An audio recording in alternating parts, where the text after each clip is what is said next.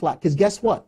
They are both keys, and it's the same key, okay? But the thing is, the reason why they're having a trouble receiving this is because they're not teaching enharmonic equivalence correctly. There are two things that you need to understand with enharmonic equivalence. You need to understand name and function, okay? So once again, enharmonic equivalence, what do you need to understand? You need to understand name and function. They're not teaching you name and function. If you understand that enharmonic equivalence is name and function, then you will see that this theory is like, wait a second. And I'm going to show you how this is going to work in a second, okay? So, like I said, so G and F may have one sharp or one flat.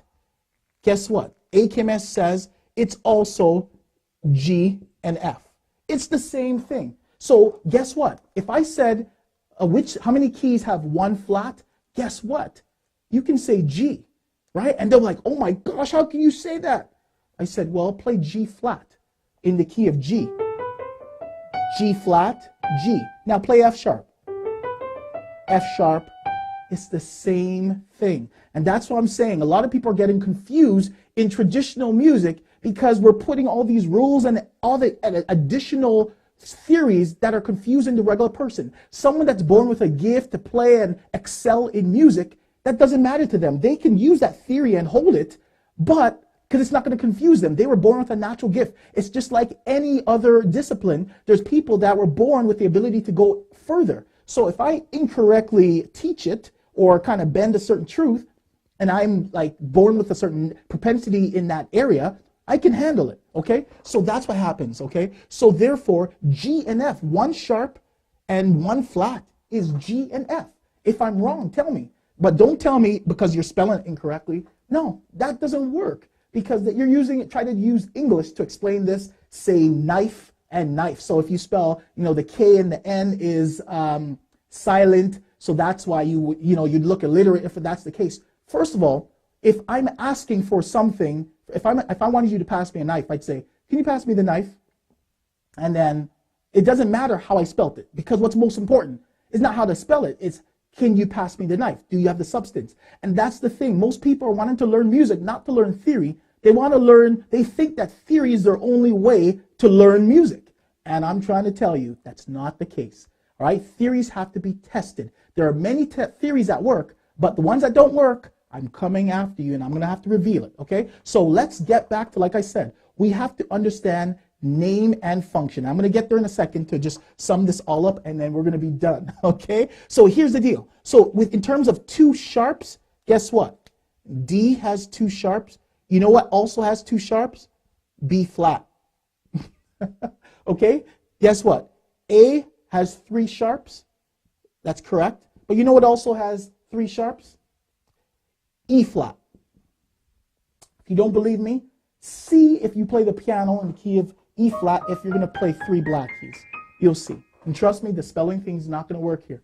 Okay? Unless you can prove that. Okay? So E has four sharps. Guess what? You know what else has four sharps? A flat. B, they say, has five sharps, and that's correct. Okay? However, you know what also has five sharps? D flat, which is also called C sharp. Now, just so that you know, I could say, instead of B flat here, I could say A sharp. A sharp, I just prefer to write B flat. There's no theoretical reason or anything. I just like saying B flat. But I could have said A sharp. To me, it's the exact same thing, exact same key, because when I play A sharp, that's what it sounds like. If I play B flat, that's what it is, all right? It's the same key. So if I were to, so there's no theoretical advantage to saying it's A sharp or B flat. It's the same key. This is just what I'm writing right now because it looks nice because I'm joining all these things together, okay? So these are together, okay? And then we have here 6 sharps, and over here, guess what? What AKMS says, or the facts say? None. It's an X. This does not exist. You can see it in the music here, right? There's 5 of them that are clearly stating what they are, all right? And I'll explain why I can say this in a second, all right? Then C sharp, which is a D flat, right? C sharp and D flat is already the same. We already said that it has 5 flats, but those flats can also be sharps. So therefore, that's why I put it all over here, right? So C sharp does not have 7 sharps. But let me show you what they say that C sharp is in terms of the sharps. All right, so everybody that's teaching this, once again, I'm not attacking you, but I have to reveal when something is not correct. Okay, so if you get students asking you these questions and you have to say, well, the theory says this. Yes, that's the theory says. But when we test the theory and see that there's a lot of falseness in it, we gotta maybe start switching the theory. But I know it's taught in 99% of the world, so it's hard to switch. These books are already done. Everything would have to be changed. Well, that's a new industry. Okay? All right, so anyhow, so let's say for the C sharp, what they would say, they'd say this. They'd say you take C sharp, so let's say I'll just put C, and then you have to put all the letters according to the correct spelling. So you have to be C, D, E, F, G, A, B, and then C again. However, you got to put all the sharps. So you got to put the C sharp on there. You got to put the D sharp. That's your second. Then you have the E sharp. Then you have the F sharp. Then you have the G sharp. Then you have the A sharp. And then you have the B sharp. Okay? So as you can see, you have 1, 2, 3, 4, 5, 6, 7 sharps according to them. But here's my dilemma, is simply this. What is E sharp? And now we talked about it earlier. E sharp, you guys know, it's an F. Someone with perfect pitch, if I played that note, they're not going to say E sharp. They're going to tell you F, because that's what it is. So this shouldn't be there, okay? Then if you have a B sharp, right? Oh, sorry, I forgot to put a sharp here. Now this is not an 8th sharp. This is just the same thing repeated again. So here, a B sharp. What is a B sharp? A B sharp is simply a semitone above B. So what is that? That is a C, okay? A C, which is that, okay? So there should only be 1, 2, 3, 4, 5 sharps, not 7. This doesn't exist, because name a song or a piece of music that is written in E sharp, or name a piece of music that is written in B sharp. And if it does exist, most people would say, okay, what are you doing? What, like, that's just crazy. Who's doing that? Right, because it's ridiculous, okay? I had a slide that said ridiculous, so that's why I'm reiterating that word, okay? All right, so basically, those should not be. The question you should be asking yourself is, why are we saying that this is an E sharp and B sharp, which I've proven it, but there's actually a deeper reason, which I'm not going to get into now, but I do cover in an upcoming book called Revelation, The Origin of Music. But anyways, there's a deeper reason why stuff has to happen at these spots. But I'm not going to get into that, okay? But let me get back to name and function. It's very simple, okay? I just want to bring that to your attention. Name and function, guys, okay? So let's fix this problem once and for all, okay? So like I said, you cross off all of these. What are you left with? 1, 2, 3, 4, 5, 6, 7, 8, 9, 10, and you have 11. And which key am I forgetting?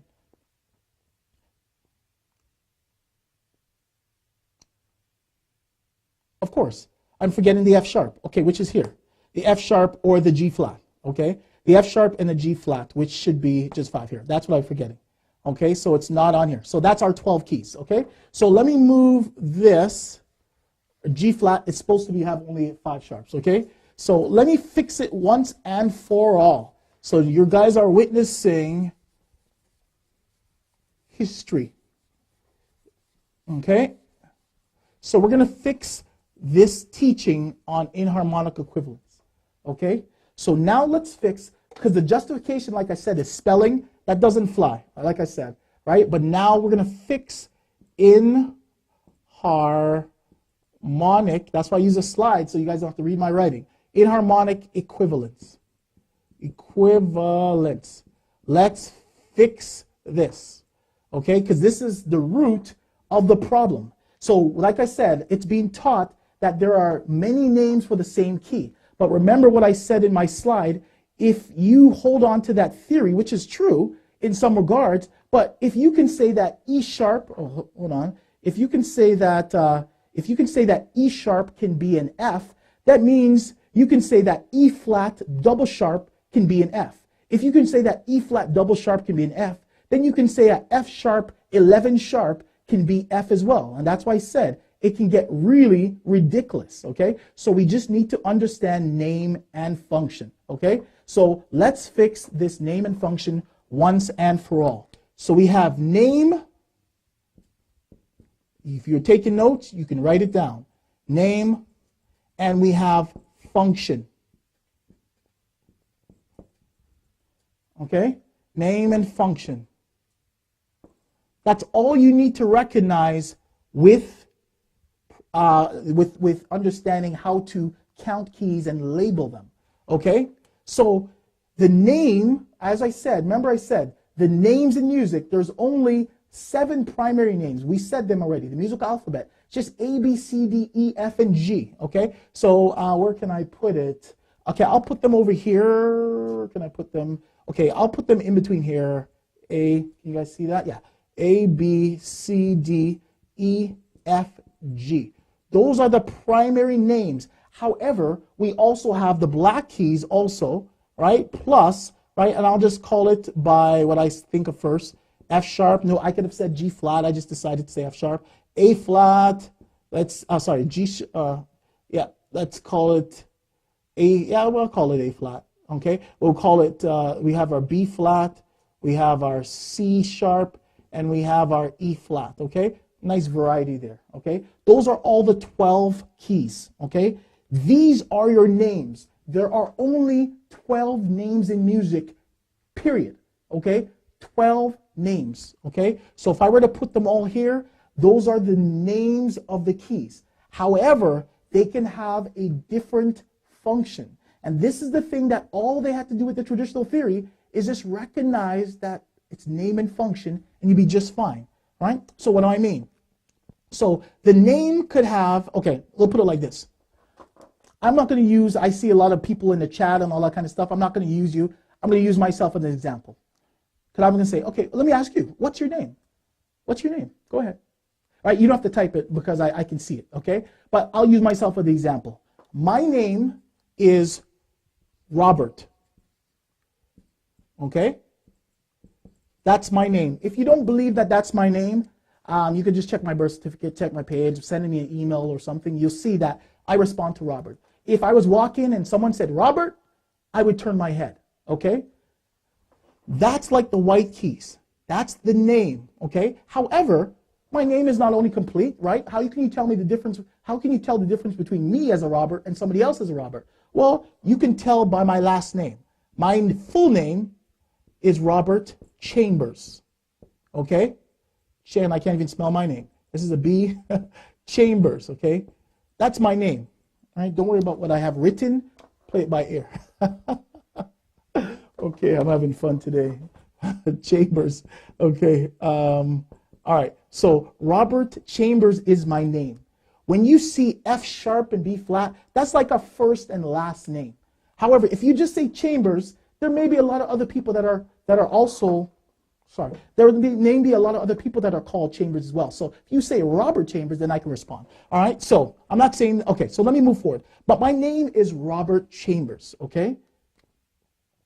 Let's say this. So the principle of enharmonic equivalence is this. Names never change, but functions do. I'll say it again. Names never change, but functions do. So my name is Robert Chambers. Okay. 42 years ago, my parents gave birth to a wonderful, 42 years ago, my parents gave birth to a wonderful baby boy. After searching so long, a baby boy came, and they named him Robert Chambers, okay? So I have parents. So where can I put this? So I'll just put P right here. I have parents, okay? So the parents, guess what? To them, I'm their son, okay? I'm their son. So I'll just put a P in here, all right? For parents, to them, I'm their son. But what's my name? My name is Robert Chambers. Okay, so I'm the fifth of 7 brothers and sisters. 5. I'm the fifth of 7 brothers and sisters. Okay, so therefore I came on the scene a little bit after. I came number 5. Okay, so I have brothers and sisters or siblings. Okay, I'm not their son. I'm their brother. Okay? However, when they call me, they don't just say brother, because to them, I'm the brother. That's my function. However, what's my name as their brother? They say Robert Chambers, right? They say Robert. Do you get it? Okay, good. So that's to them, I'm their brother. I hope you're following what I'm saying. I'm telling you, this is how music works. Okay? I'm not going to act like their son. Like, I'm not going to expect them to feed me and clothe me and all this stuff. Like, when I was a baby, that was my parents' job, okay? So the function to them, I was supposed to play with them, you know, and I'm supposed to bother my sisters and all that kind of stuff, right? That was my job. That was my function, okay? So now, later on in life, I met a wonderful, beautiful woman that I'm blessed with, that God really gave me. She's such a gift, and, you know, we're going on 10 years of marriage, named Tanika Chambers. So we got married 10 years ago, almost 10 years ago. September will be 10 years, so it's going to be really good. That's really exciting. I don't know where the time went. When you're having a good time, time just goes by quickly. Just like now, time is flying by. I didn't realize I'm going by for so long. Okay, so basically we got married. So I have a wife. Okay, right? However, I have a function to her. I'm her husband and best friend. All right, so I'm her husband, but to her, she says, what's my name? She calls me Robert, or Robert Chambers. But I don't act like her brother. I don't act like her son. I'm her husband, right? So I have a particular function. Now, later on in life, like 7 years into our marriage, we had a wonderful, beautiful little girl. Taya, if you're watching, you should be sleeping right now, okay? But her name is Taya, beautiful little girl, right, named Taya. Okay? You know what who I am to her? I am her father. Or she calls me daddy. Guess what? Okay? Well, we'll go to the name. She doesn't call me Robert. She's supposed to call me daddy. Actually, she has called me Robert. She says, yeah, Bert. So if I'm like downstairs working on music or something, she'll be like, yeah, Bert. I'm like, don't call me yeah, Bert. I'm your daddy. I'm your father. But she hears mommy call me that. So that's why she said it. So sometimes she slips in the name. Okay? What's the moral of this? Okay, what my wife says, yes, you are.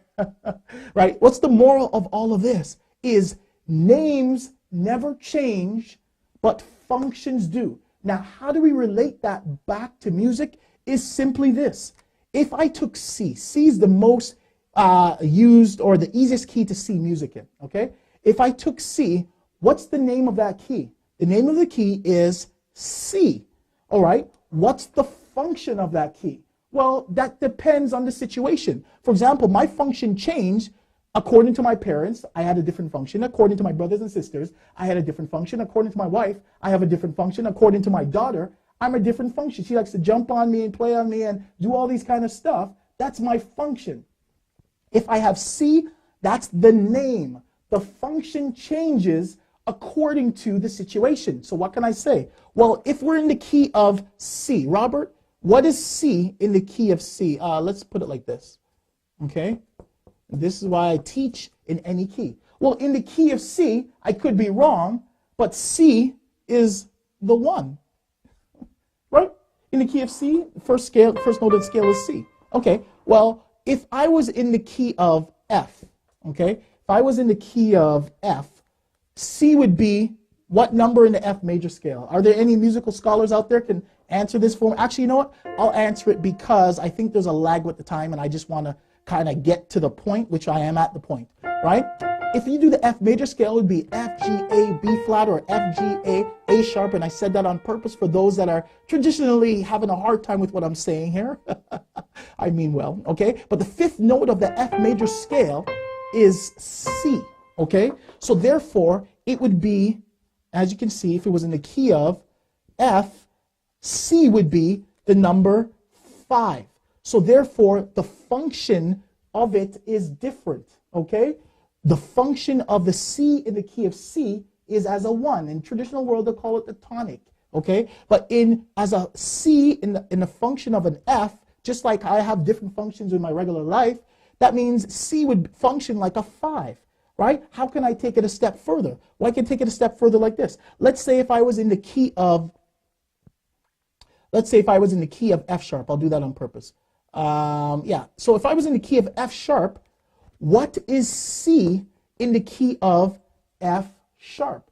You don't change it to say, oh, the correct spelling is, or they'll say it's like supposed to be a B sharp to be correct. No, you don't change that because the names never change. The functions change. So if I was in the key of F sharp and we did the F sharp major scale, we have F sharp, we have G sharp, we have A sharp or B flat, right? I could have called those other ones flat too. And then we have B, and then they're saying that the next one is supposed to be C sharp. However, what is C in the key of F sharp? Well, there's two things that it can be. Because it's a semitone above B, and B is the fourth note in the key of F sharp, so therefore it can function as the sharp 4, or it can function as the flat 5. Now, both are exactly the same, all right? So I'll cover some other theories about, diminished intervals and all that kind of stuff another time, right? But right now, I'm only focusing on that, okay? So we have the sharp 4 and we have the sharp 5. So basically, the function of this is a sharp 4, flat 5. However, the name should always remain C. All right? So I know that traditional theory is saying that if you're in the key of F sharp, you got to say sharp because it's showing like it's going up, and you got to say flat shows like it's going down. No, those are just things you put in to try and make the reading easier. But it can all be solved by just acknowledging those four things, that acknowledging that there's only one major key, acknowledging that there's no minor keys, and acknowledging that enharmonic equivalence should be taught as a name and a function. If I were to go to C, C is C, okay? It will always be C. However, in the context of A,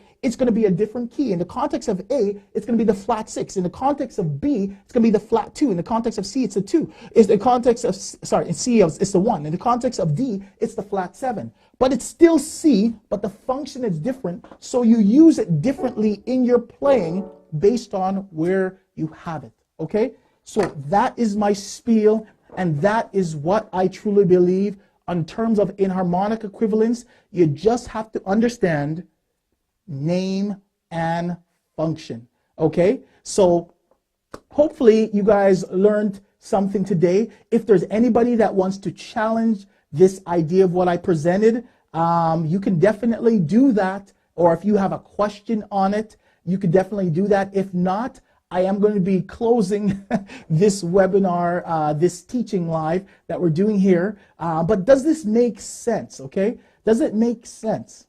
Let me know, and I'll wait because I know that there's a little bit of a lag, okay? So let me know, okay? Hopefully it's becoming a lot clearer, right? In terms of enharmonic equivalence, there are only 12 keys, guys.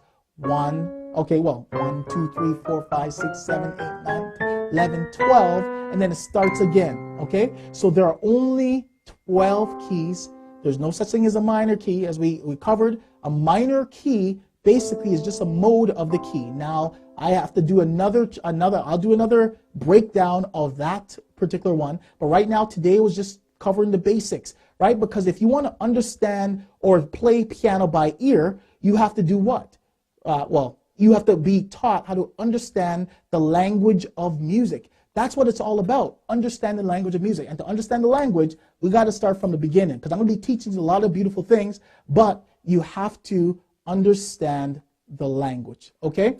So, is there anybody that has any questions, or if anybody saw anything that I taught falsely or incorrectly? Now, if I already covered it, then I guess I can speak to it quickly again, but just let me know if you have any questions on anything. Now, this replay will be up so that you can actually get it, and this is a type of teaching that I do in the anykeymusic system, all right? And once you see below, you can like, you can share, you can comment, you can subscribe at anykeymusic.com, where I teach people how to master the art of playing piano by ear.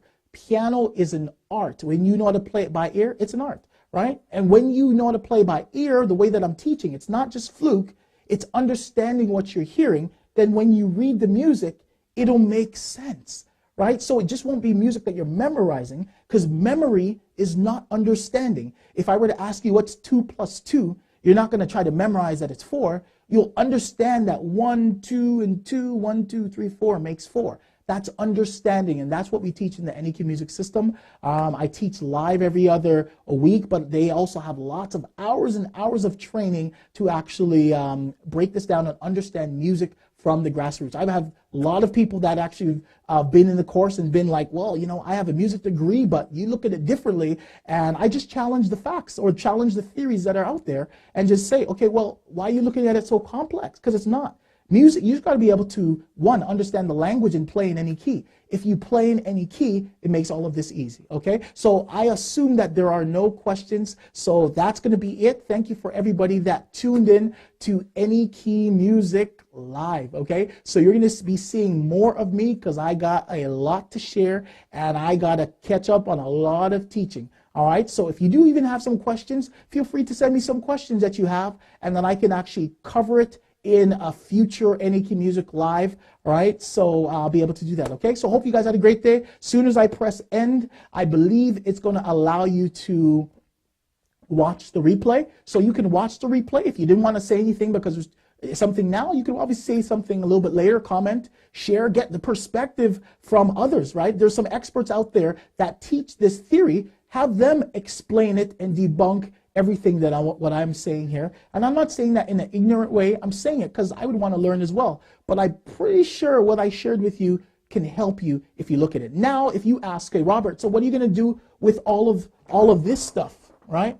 So Robert, now that you're saying all of this, so then what's going to happen to all of this in terms of the music? Okay, what's going to happen to this? All right, so when you go to the C, let's say if you're here, that's a B, and you say B sharp, okay, go to the B sharp. What should happen if I have my way?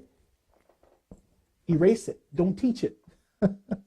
Period, okay? So how do you fix it? Well, you got to come with a new system. I have another system that I'm developing that right now that's going to really kind of answer that. It's very simple, but the number one is just to get it out of here.